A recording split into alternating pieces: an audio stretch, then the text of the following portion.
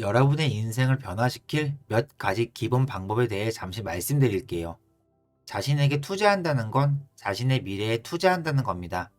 첫째, 일상생활과 거리두기. 잠시 시간을 내해 바쁜 일상생활로부터 벗어나 봅시다.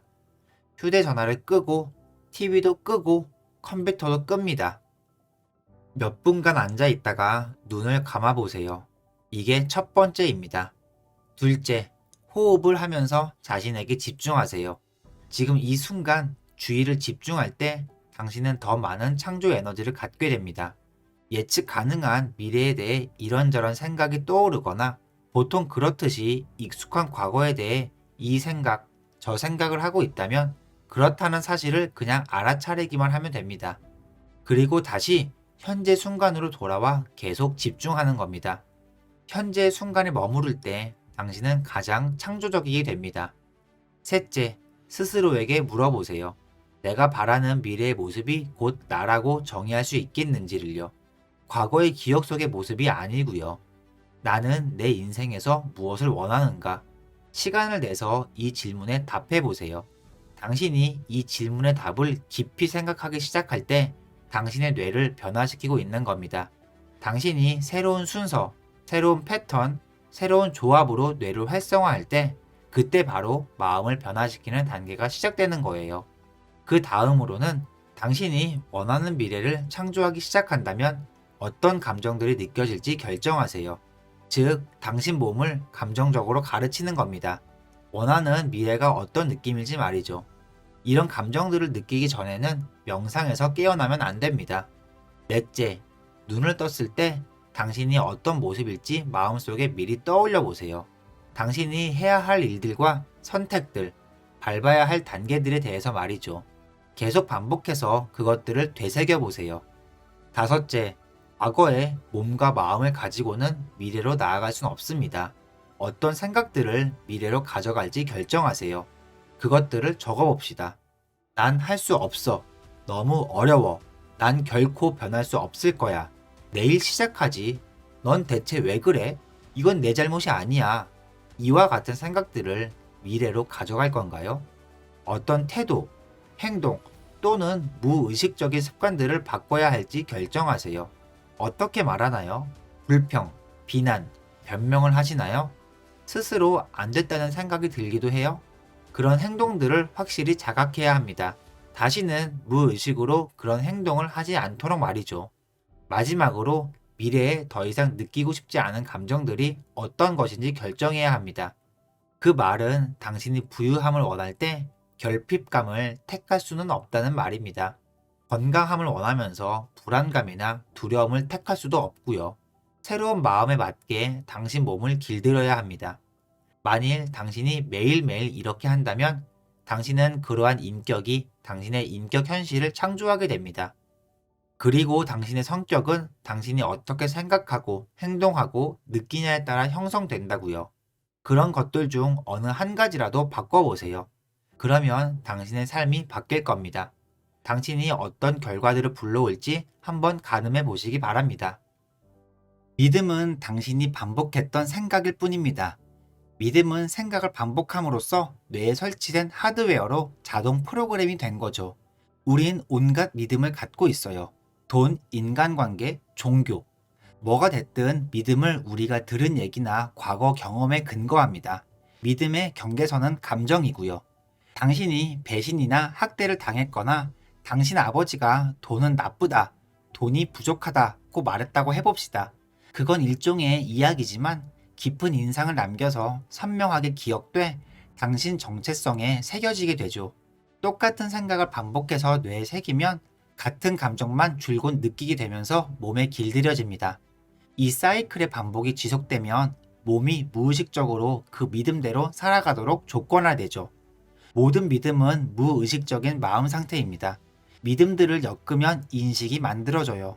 인식은 우리가 의식하지 못하는 확장된 마음 상태여서 우린 현실을 편집해버리죠. 대다수는 현실을 그대로 보지 않고 자신이 생각하는 대로 봅니다. 사람은 늘 무의식적으로 자신의 기억을 바탕으로 현실을 느낍니다.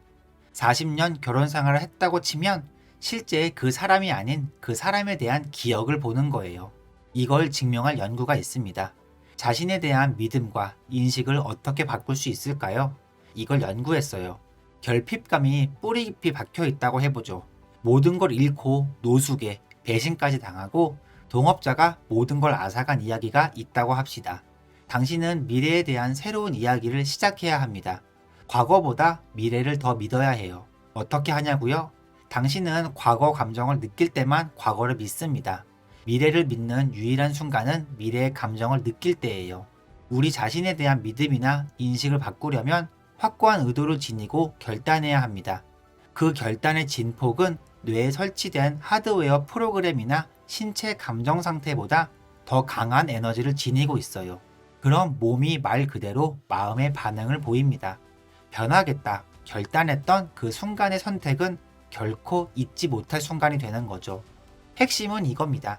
결단할 때 느꼈던 감정이 강할수록 그 결정에 대한 기억은 더 강력합니다. 그럼 예전 믿음을 어떻게 약화시킬까요? 트라우마가 6이나 7의 감정 지수를 야기했다면 믿음을 바꾸겠다는 결단의 감정 지수는 최소한 9가 돼야 합니다. 이젠 익숙한 곳에서 나와야 해요. 이 순간이 당신을 규정해야 하죠. 난 내가 언제, 어디에, 누구와 함께 있었는지 정확히 알고 있어. 내가 변하기로 한 그 순간에. 왜냐하면 강력한 감정으로 인해 장기 기억에 저장되니까요. 결단의 감정적 진폭이 배신보다 더 강하면 몸이 마음에 반응하기 시작합니다. 몸이 실제로 감정적으로 미래를 경험하게 만들어주는 거죠. 몸이 미래의 일을 실제 맛보는 거예요. 미래를 지금 경험하는 거죠. 그것의 부수적 효과로는 명확한 의도와 드높은 감정이 결합되면 미래를 기억하게 되는 거예요. 과거를 기억하는 것과는 다르지 않습니다. 미래 기억의 회로 안에서 생각하고 새로운 신념이 주는 감정을 느끼면서 당신 인생이 변하는 걸 지켜보세요. 우리가 바뀌지 않으면 아무것도 바뀌지 않습니다. 내가 바뀌지 않으면 아무것도 바뀌지 않아요. 에너지가 바뀌면 삶이 바뀌죠. 이제부터 행한 실험은 더 이상 노력하고 바라고 원하고 희망하는 게 아니에요. 이런 건 결핍과 분리감에서 생겨나죠. 이건 변화에 관한 겁니다. 우리가 풍요로워지기 위해선 이전 성격을 극복해야 합니다. 그게 우리 존재의 95%를 차지하니까요. 이 과정을 시작함으로써 경험하는 역효과는 상당한 불편함이에요. 알고 있는 것을 벗어나 미지의 세계로 가야 하니까요. 이젠 예측할 수가 없죠. 결핍감을 붙잡고 있거나 과거 이야기에 매달리면 적어도 익숙하긴 하니까요. 더 이상 돈에 대해 불편하지 않겠어. 이젠 없는 것에 대한 불평도 안 하고 타인에 대한 비평도 안 할 거야. 난 못해. 난 가치 없어. 아무것도 안 될 거야. 이런 생각은 모조리 사라져야 합니다. 이것들은 현실이 바뀌지 못하게 막고 있어요. 이젠 풍요가 아닌 당신이 어떤 사람이 되느냐가 중심이 됩니다. 극복 과정이 변화의 과정이 되는 거죠. 제 워크숍에 오는 이들은 풍요와 치유, 연인, 새 직장, 신비 체험을 원하지만 그들이 진정으로 원하는 건 충만감입니다. 결핍과 분리감이 들면 충만감을 못 느끼죠.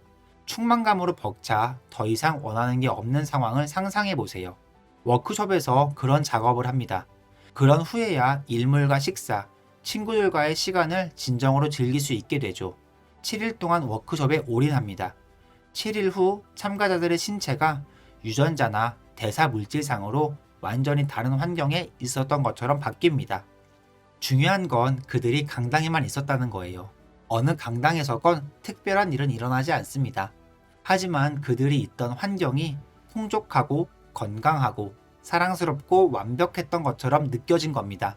이 모든 것의 주안점은 사람들이 부유해지기를 원하든 치유 혹은 신비체험을 원하든 그런 것들은 제게 중요하지 않아요. 전 그들이 실험해보길 원합니다. 실제 시도해보고 에너지를 바꾸면 삶에 영향력을 미칠 수 있는지 관찰하는 거죠. 사건이 일어나기만 기다린다면 분리감과 결핍의 허상으로 되돌아가는 겁니다. 무언가를 기다린다면 창조하고 있지 않은 거예요.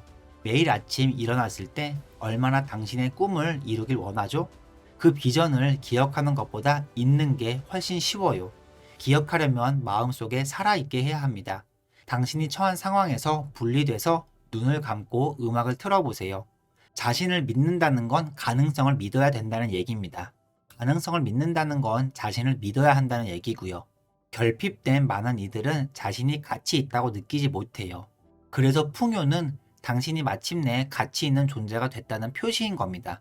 우리는 매일 확고한 의도를 가지고 결심해야 해요. 몸이 마음에 반응하게 만든 건 그 결정의 진폭인 겁니다. 믿음을 고쳐 쓰는 순간인 거죠. 그게 하기 싫다면 인생에서 어떤 일도 일어날 거라 기대하지 마세요. 익숙한 곳에서 나와서 결단해야 합니다.